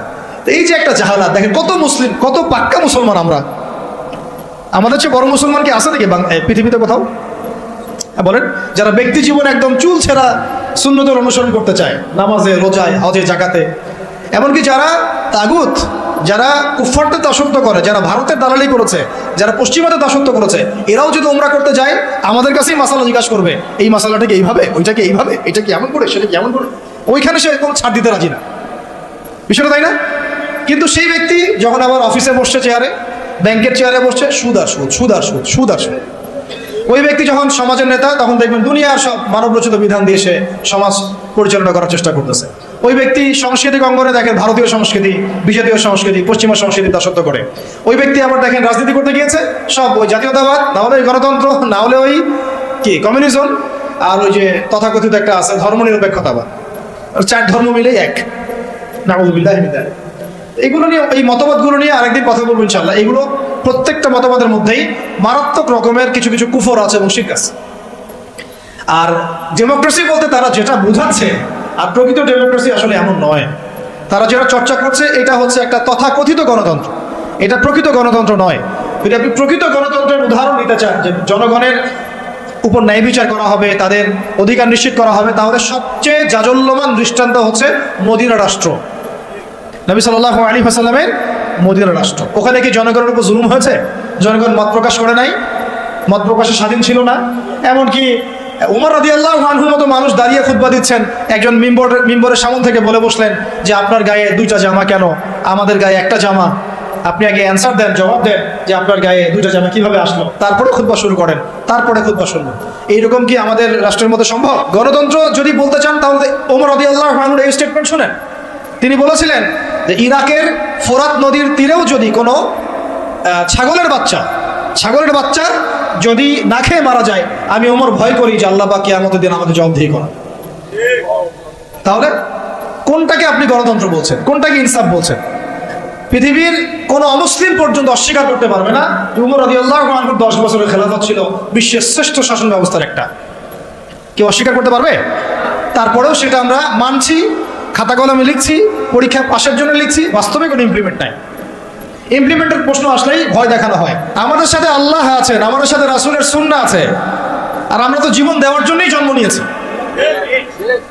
আমরা তো একটা শাহাদাতের জন্য সারা দিন রাত দোয়া করতে থাকি আল্লাহর কাছে। তাহলে কাকে ভয় পাচ্ছি আমরা? আর যাদের সাথে আল্লাহ থাকে তাদেরকে কোনো শক্তি কি পরাজিত করতে পারে? ওই রোমানদেরকে মুসলিমরা রাসূল সাল্লাল্লাহু আলাইহি ওয়াসাল্লামের যুগের পরে পরাজিত করে নাই? মুতার যুদ্ধে, ইয়ারমুকের যুদ্ধে ওই পারস্যের সম্প্রদায়কে খালিদ বিন ওয়ালিদ রাদিয়াল্লাহু আনহু, সাদ ইবনে আবি ওয়াক্কাস তারা পরাজিত করেন নাই? তাহলে কাদেরকে ভয় করি আমরা? এই মুশরিকদের কথা বলছেন? ওই দালালরা ছাড়া, তাদের অভ্যন্তরীণ দালালরা ছাড়া তারা আমাদের কিছুই করতে পারবে না। অভ্যন্তরীণ দালালরা ছাড়া তারা আমাদের কিছুই করতে পারবে না। আমাদের দুশ্চিন্তার জায়গা কাফেরদের না, আমাদের দুশ্চিন্তার জায়গা হচ্ছে মুনাফিকরা। আমাদের দুশ্চিন্তার জায়গা কুফাররা নয়, বরং আমাদের দুশ্চিন্তার জায়গা কোনটা? মুনাফিকরা। এই মুনাফিক মুক্ত, দালাল মুক্ত সমাজটা করেন, দেখবেন যে ইসলামী শরিয়া অর্ধেক কায়েম হয়ে গেছে। কিন্তু এটাও তো আমরা ব্যর্থ হলাম। এখন পর্যন্ত দেখছি যে সব জায়গায় তারা ঘুরে বেড়াচ্ছে, তাই না? সবার আগে উচিত ছিল এই কেসাসগুলো বাস্তবায়ন করা। ও কেসাস শব্দই তো মানুষ শুনে নাই, বুঝে না, জানে না। নামাজ জিজ্ঞাসা করলে নামাজ বুঝে, রোজা বললে রোজা বুঝে, সওম বললে সওম বুঝে, যাকাত হয়তো বুঝে কিছুটা, সালাত বুঝে, তারাবি বুঝে, কেসাস বুঝে না। কেসাস মানে মুগ্ধকে যে হত্যা করেছে তাকেও হত্যা করতে হবে, নাম কেসাস। এই ভাষায় কথা বলা দরকার ছিল আমাদের। খুনের বিচার এইসব শব্দ বাদ দেন, শব্দগত বিপ্লবের দরকার, শব্দগত বিপ্লবের দরকার আছে, ভাষাগত আদর্শের বিপ্লবের দরকার আছে। ওরা একটা শব্দ বলবে, আমাদেরকে কাউন্টার শব্দ বলতে হবে। ওরা যদি বলে আমরা ধর্মান্ধ, আমাদেরকে বলতে হবে এরা হচ্ছে সেকুলার অন্ধ, এরা নাস্তিক অন্ধ, এরা বামান্ধ। ওরা যদি আমাদেরকে মৌলবাদী বলে, আমরা ওদেরকে কাউন্টার শব্দ প্রয়োগ করব। ওরা আমাদেরকে বলে কি বলে, আর কি কি শব্দ বলে বলেন? হ্যাঁ, জঙ্গি টঙ্গি বলে, আমরা বলবো এরা দালাল। এরা কি? এরা দালাল। ওরা যদি কাউকে জঙ্গি বলে, আমরা বলবো সে মুজাহিদ। সে কি? মুজাহিদ। ওরা যদি বলে ইসলামী আইন সেগুলো শিখে গেলে, আমরা বলবো ইসলাম চির আধুনিক, ইসলাম চির আধুনিক। ওরা বলেছে আমাদেরকে যে হত্যার বিচার, তো হত্যার বিচার শব্দ তো অতটা মনের মধ্যে আঘাত করে না। কিসাস শব্দ আঘাত করে। কিসাস আল্লাহর দেওয়া শব্দ। চোখের বদলে চোখ, দাঁতের বদলে দাঁত, জানের বদলে জান। এটা কি বাস্তবিত হয়েছে? আপনারাই বলেন তো, এই জুলাই বিপ্লবের পরেও কি হয়েছে? অথচ আমরা গতকালকে নিউজে দেখলাম সিরিয়াতে কয়দিন আগে একটা ঘটনা ঘটেছে, দেখলেন না? যে সিরিয়ার বাশার আল আসাদকে পতন ঘটিয়ে মুজাহিদ ভাইরা সেখানে গিয়েছে এবং সেটা আলহামদুলিল্লাহ সেটাকে আবার পুনরুদ্ধার করতে সক্ষম হয়েছে। এই 24 দিনের মধ্যে তারা ওদের 36টা বড় বড় যারা জালেম ছিল ওদের বিচার করা শেষ ওদের। আর আমার দেশে কত বছর লাগতে পারে এগুলো করতে? এই যে জিনিসগুলো কেন হচ্ছে না, কেন হবে না? কারণ আমরা ইসলামী শরিয়া বা ইসলামী আইনটাকে বাস্তবায়ন করতে পারি না। ইসলামী শরিয়া আইন থাকলে এটা ইনস্ট্যান্ট ব্যাপার ছিল, ইনস্ট্যান্ট, দেন অ্যান্ড দেন কেসাস। খুন করেছো ধরে নিয়ে আসা হবে, তার পরিবারকে আনা হবে, আর হত্যাকারীকে আনা হবে, পরিবারকে জিজ্ঞাসা করা হবে তোমার ওই সন্তানকে অমুক হত্যা করেছে, সাক্ষী আছে, প্রমাণ আছে, সব আমাদের কাছে দলিল প্রমাণ মজুদ। তুমি কি তাকে মাফ করতে চাও? তুমি কি তাকে মাফ করে মুক্তিপণ নিতে চাও, না তার কেসাস চাও? দুটো অপশন দেওয়া হবে। যদি পরিবার বলে যে আমি মুক্তিপণ চাই, আমাকে 100 উটের মূল্য দিলে হবে বা এটা, তাহলে ওই ব্যক্তির বেঁচে থাকার সুযোগ আছে, ও ছাড়া পেয়ে গেল। যে খুন করেছে সে মাফ পেয়ে গেল, কারণ পরিবার তাকে মাফ করে দিয়েছে। অনেক ঘটনা এমন ঘটেছে যে হ্যাঁ আমি তাকে মাফ করবো যদি সে কোরআনে হাফেজ হয়, তাহলে জেলখানায় গিয়েছে, পুরো কোরআন হিফজ করেছে, তারপর সে ছাড়া পেয়েছে, এমন ঘটনা ঘটেছে ইসলামী শরিয়ার মধ্যে। আর যদি সে বলে না আমি আমার ছেলের বিচার চাই, কেসাস চাই, যেভাবে আমার ছেলেকে হত্যা করা হয়েছে ঠিক সেইভাবে আমি তার কেসাস চাই, ওইভাবেই ইসলামী আদালত তার কেসাস বাস্তবায়ন করবে। একেবারে কোর্ট মার্শাল শেষ, এত সময় লাগে না। চুরি করেছে প্রমাণিত হলে জুমার নামাজ শেষ, চোরদেরকে সামনে রাখা হবে, চোখ বন্ধ করে চোখ বেঁধে ফেলা হবে, হাত রাখা হবে, বাকি যারা ল বাস্তবায়ন করবেন তারা থাকবেন, উপস্থিত কিছু জনতাও থাকবে। ইনস্ট্যান্ট কবজি পর্যন্ত হাত কেটে ফেলা হবে, চোরের বিধান শেষ। জনগণ দেখলো চুরি করলে এই বিধান, আরো কি চুরি বাড়বে না কমবে? নিশ্চয়ই বাড়বে। কি মনে হয় আপনাদের? জেনা করেছে, যেটা জেনা একদম কমন আমাদের সমাজে, জেনা রন্ধে ঢুকে দেওয়া হয়েছে। কি স্কুলে, কি কলেজে, কি ইউনিভার্সিটিতে খালি জেনা আছে। এটার শাস্তি 100 বেত্রাঘাত, তাও জনসমক্ষে। যদি প্রমাণিত হয় অবিবাহিত 100 বেত্রাঘাত জনসমক্ষে। আর যদি বিবাহিত হয়, এই যে পরকিয়া, দেবর ভাবি, শালিদুল্লাহ ভাই, চলতেছে না এগুলা? কম না বেশি বলেন? প্রচুর প্রচুর, আশঙ্কাজনক। সে কোমর পর্যন্ত মাটিতে পুঁতে রজম করা, পাথর নিক্ষেপ করে হত্যা করা। আল্লাহ নবী সাল্লাল্লাহু আলাইহি ওয়াসাল্লাম নিজে এগুলো করেছেন, নিজে। এই সুন্নাহগুলো কোথায়? জাদুঘরে থাকবে? যদি ইসলামী রাষ্ট্র ব্যবস্থায় শরিয়া পর্যন্ত আমরা যেতে না পারি, এগুলোর বাস্তবায়ন কখনোই হবে না, কখনোই হবে না। এগুলো কোরআনেই থাকবে, হাদিসেই থাকবে, পাতার মধ্যে পড়েই থাকবে, আমরা বাস্তবায়ন করতে পারবো না। আর বাস্তবায়িত না হলে সমাজ কখনোই পাপমুক্ত এবং জুলুমমুক্ত হবে না।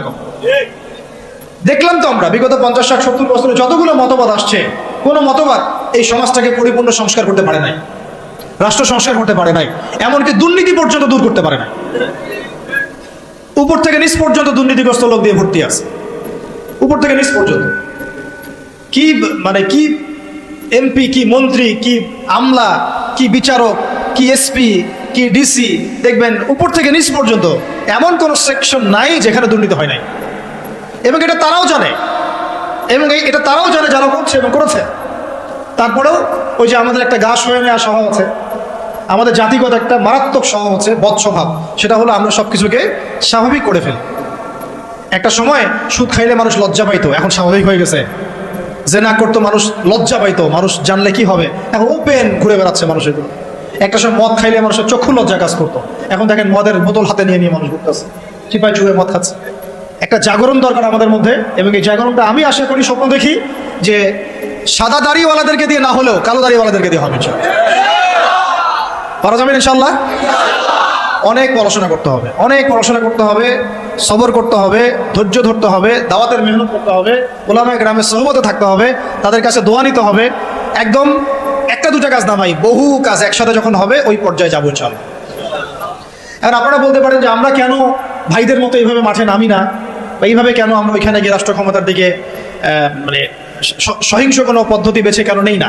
কারণ নবী সাল্লাল্লাহু আলাইহি ওয়াসাল্লাম আমাদেরকে এইভাবে শিক্ষা দেন নাই। আমাদেরকে প্রথমে শিক্ষা দেওয়া হয়েছে আমরা জনমত গঠন করব। কি করব? জনমত গঠন করব।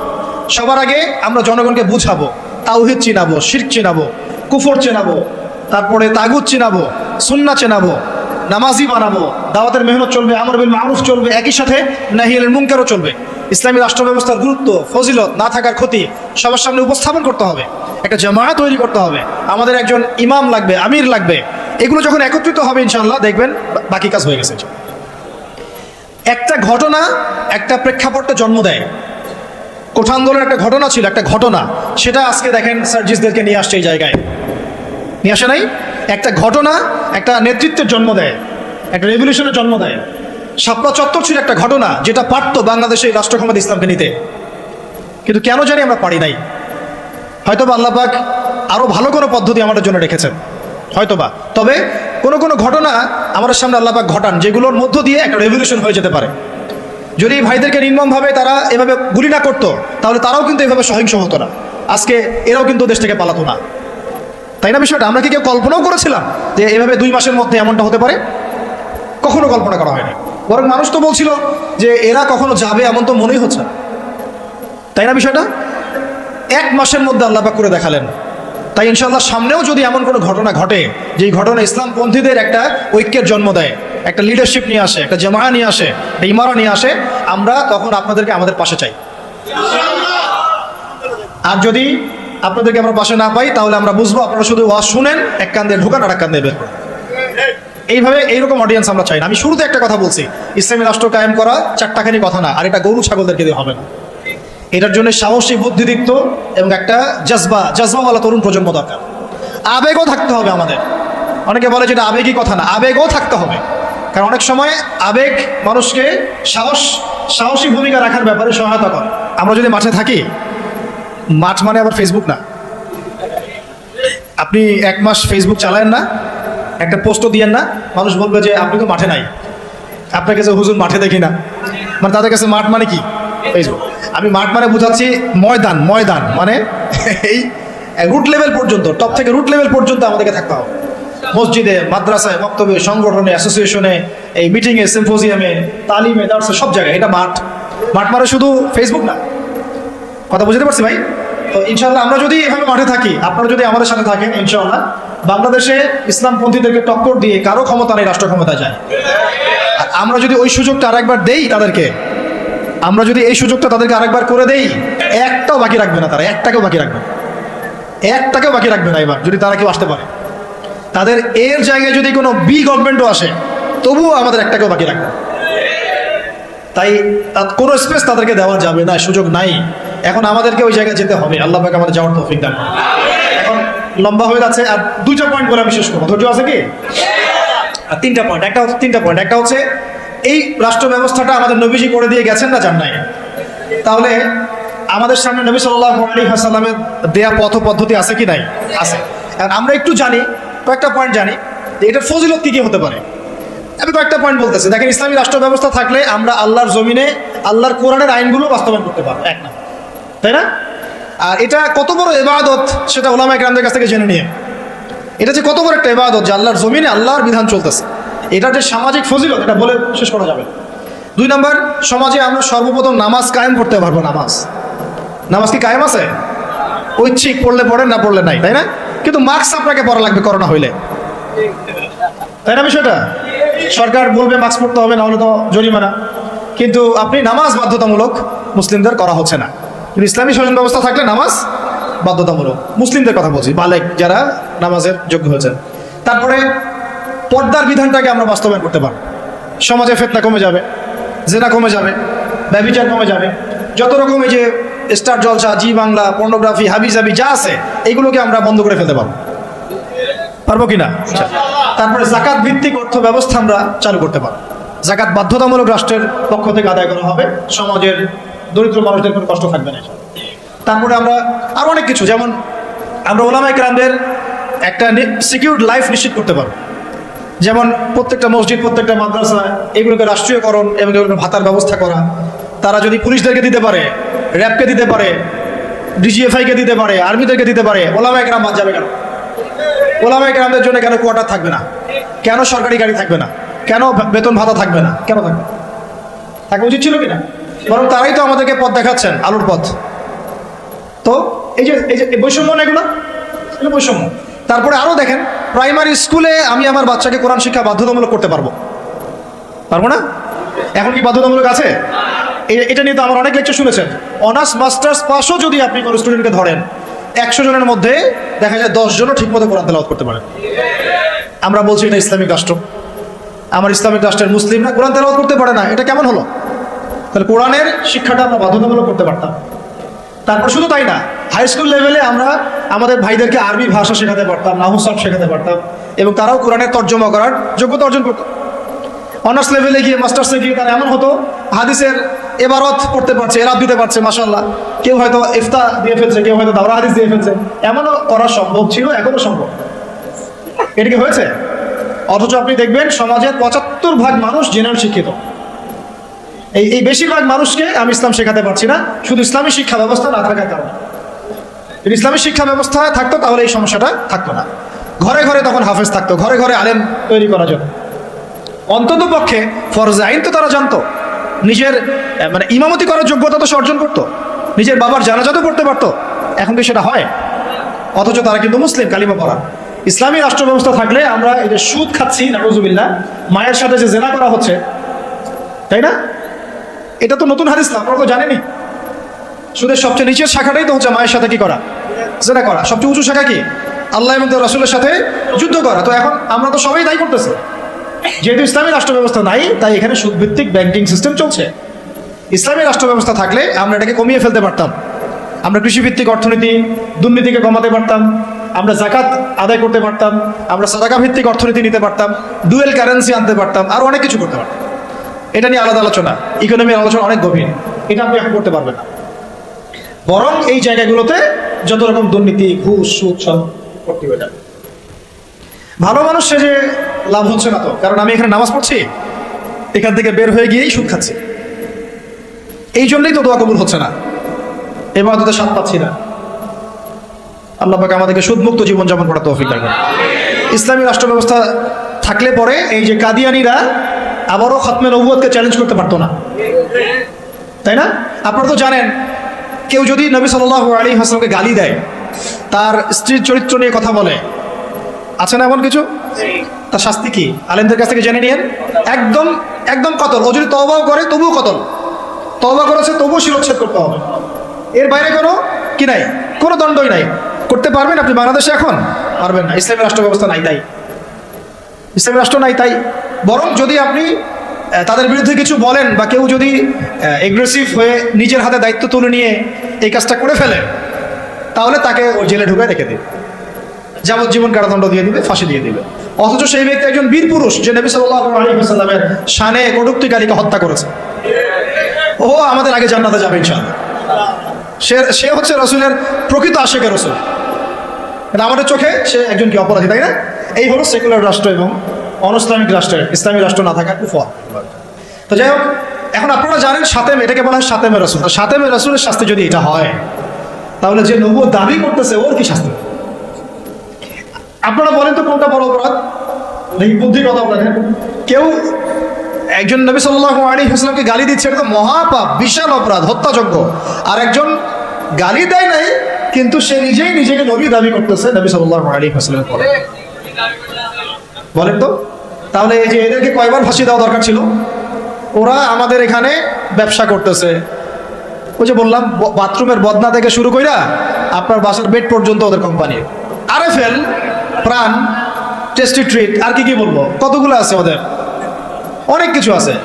আপনি অনলাইনে যান, ঘাটাঘাটি করলেই তো বুঝতে পারবেন। তা আমাদের এখানে বিকল্প ফিকির কি?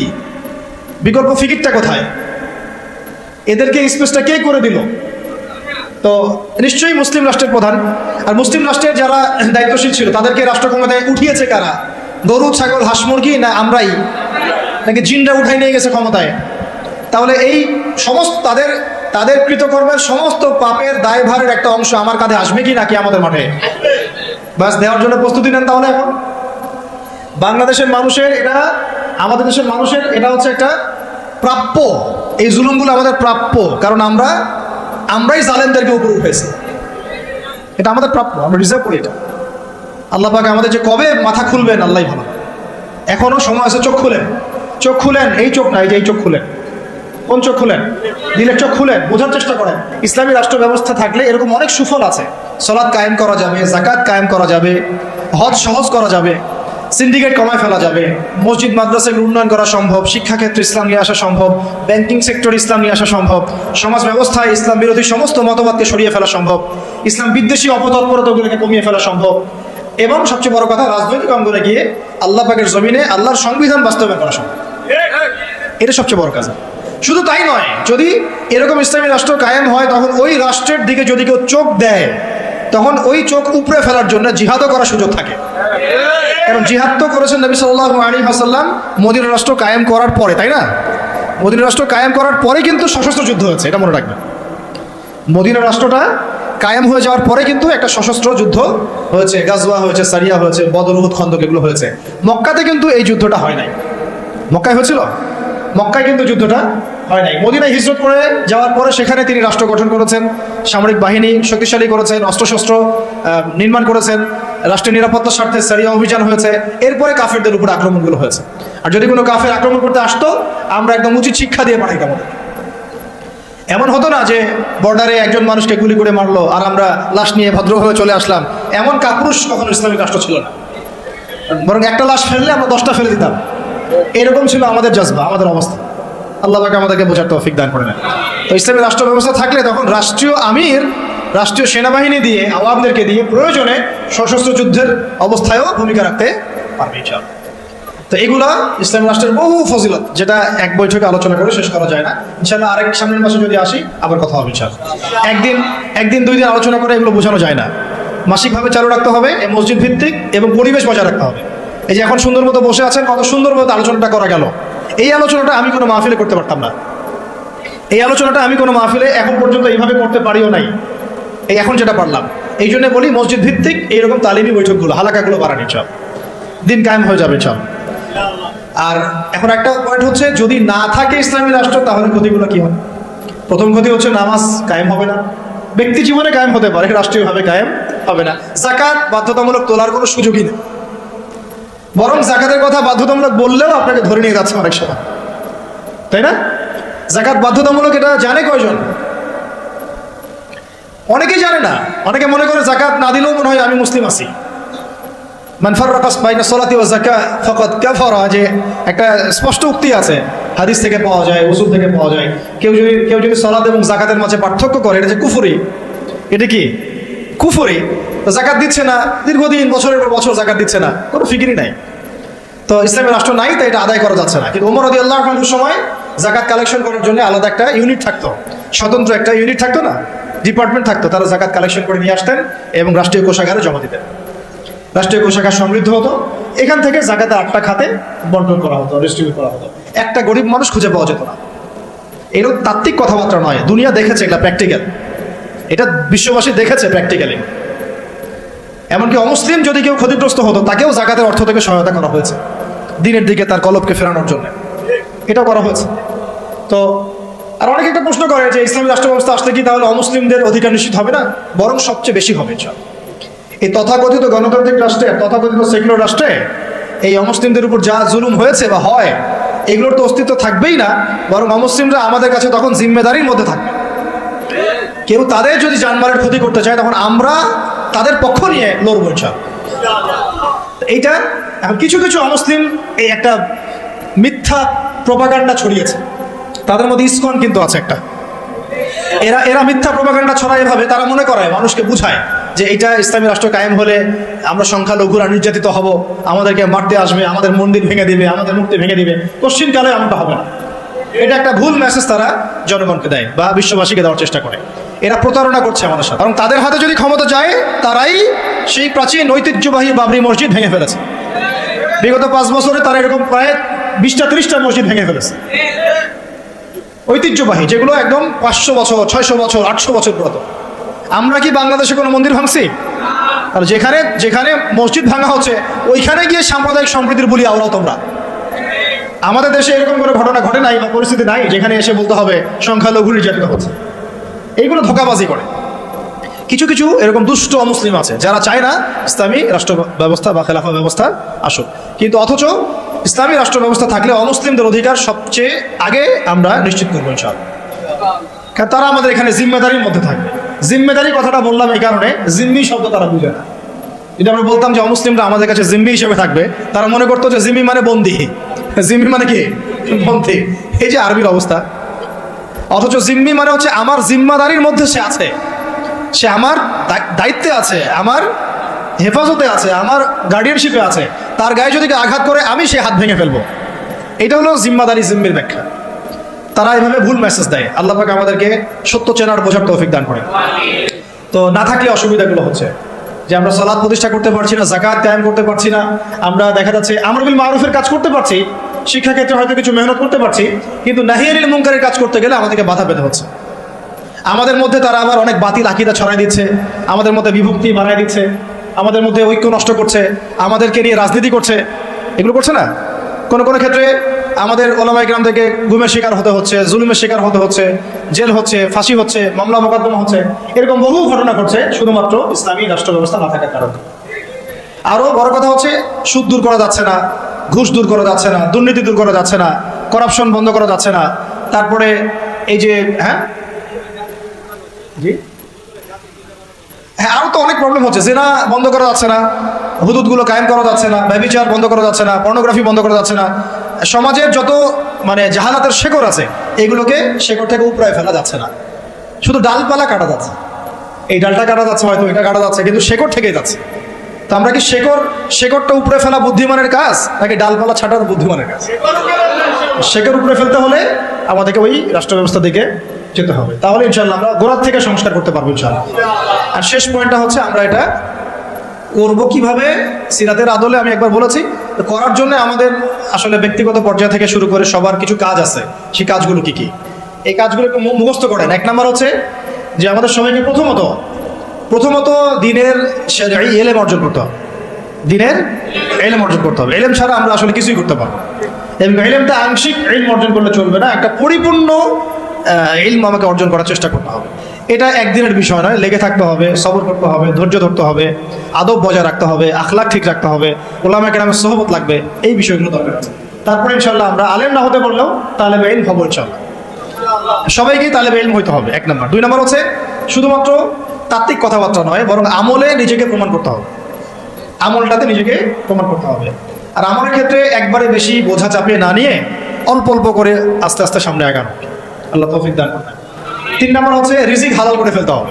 হারাম রিজিকের মানুষদেরকে দিয়ে দিন কায়েম সম্ভব হবে না, ঠিক আছে? 3 নাম্বার, যত রকম সুদ ঘুষ আর এই এনজিও যেগুলো আছে এগুলো থেকে নাম কাটায় ফেলেন, আল্লাহর রাস্তায় নাম কাটায় ফেলেন। 4 নাম্বার হচ্ছে যে আমরা সৎ কাজে আদেশ করি, মাশাআল্লাহ, এটা তো আমাদের মধ্যে চালু আছেই, তাবলীগের মেহনত চালু আছে, সব ঠিক আছে। অন্যায় কাজে নিষেধটাকে বাড়াতে হবে, অন্যায় নিষেধটাকে বাড়াতে হবে। সৎ কাজে আদেশের সাথে সাথে অন্যায়ের নিষেধটা বাড়াতে হবে, বরং এটা বেশি জরুরত হয়ে গেছে এখন। অন্যায় প্রতিবাদ না করলে, বাধা না দিলে এরা লাইভ পেয়ে যাবে। পাশে কনসার্ট হচ্ছে, আমরা যদি এখানে বয়ান করতে থাকি ফায়দা নাই। যদি আপনারা এখান থেকে 10 জন 50 জন গিয়ে ওকে বন্ধ করেন তখন ফায়দা আছে। আর ওই ফায়দাটা কিন্তু এককেন্দ্রিক ফায়দা না, আপনার ফায়দা ভোগ করছে পুরো এলাকার মানুষ। ওই ধুমধারাক্কা গান বাজাতো পুরো এলাকা কলুষিত হচ্ছে, পুরো এলাকার মানুষকে পাপ করতে হচ্ছে, পুরো এলাকার মানুষের ঘুম নষ্ট হচ্ছে। আর আমি যদি ওদেরকে গিয়ে খালি মিষ্টি মিষ্টি দাওয়াত দেই, দেখা যাবে সে ওটাকে গায়ে লাগাবে না। যদি আমরা ঐক্যবদ্ধভাবে প্রতিবাদ করি বন্ধ হয়ে যাবে। তাই আমর বিল মারুফের সাথে নাহি আনিল মুনকার থাকতে হবে, প্রত্যেকটা মসজিদ ভিত্তিক, এলাকা ভিত্তিক, এবং ওলামায়ে কেরাম তার নেতৃত্ব দিবেন ইনশাআল্লাহ। মাশওয়ারা করে আগানো, মাশওয়ারা ছাড়া আবার না যাও। তবে এখানে সাহসিকতার পরিচয় দিতে হবে, কারণ যারা পাপ করে, জুলুম করে, ওদের মন এমনি দুর্বল থাকে। একটু ধাক্কা দিলে দেখবেন কাঁপাকাঁপি শুরু করছে। আল্লাহ পাক আমাদের বোঝার তৌফিক দান করুন। আরেকটা বিষয় বলতে চাই যে পারিবারিক মূল্যবোধগুলোকে ঠিক করে ফেলা এবং সন্তান সন্ততিদেরকে মুজাহিদ হিসেবে মানুষ করতে শুরু করা। যদি পরিবার দেখা যায় যে অনেক বোঝানোর পরেও বা অনেক চেষ্টা করার পরেও আপনার আইডিওলজির সাথে ম্যাচ করছে না বা কোনোভাবেই পেরে ওঠা যাচ্ছে না, সেক্ষেত্রে আমি বলি প্রয়োজনে আসহাবুল কাহাফ হয়ে যান। প্রয়োজনে আসহাবুল কাহাফ হয়ে যান, তারপরেও নিজের লক্ষ্য থেকে বিচ্যুত হবেন। বাচ্চাদেরকে একদম ডিনামাইট করে আগামী দিনের ওমর, হামজা, খালিদের মতো মানুষ করতে হবে। ঠিক আছে, একদম তাদেরকে নিয়ে কোনো ছাড় দেওয়ার কোনো সুযোগ নাই। নিজের ঘরটা হবে একটা ইসলামী রাষ্ট্র, মানে আপনার ঘরই একটা রাষ্ট্র, ওইখানে আপনার হুকুম চলে। কার হুকুম চলে? আল্লাহর হুকুম চলে, রাসূলের হুকুম চলে, এবং আপনি তার প্রতিনিধি। আপনি হচ্ছেন আপনার ঘরে আল্লাহর খলিফা। ঠিক আছে কথা? এরপরে প্রয়োজন হচ্ছে ওলামায়ে কেরামদের ঐক্য, যেটা নিয়ে আমরা বারবার কথা বলছি। ইনশাআল্লাহ এই ঐক্য হয়ে যাবে ইনশাআল্লাহ। ওলামায়ে কেরাম তো সব বুঝেনি মাশাআল্লাহ।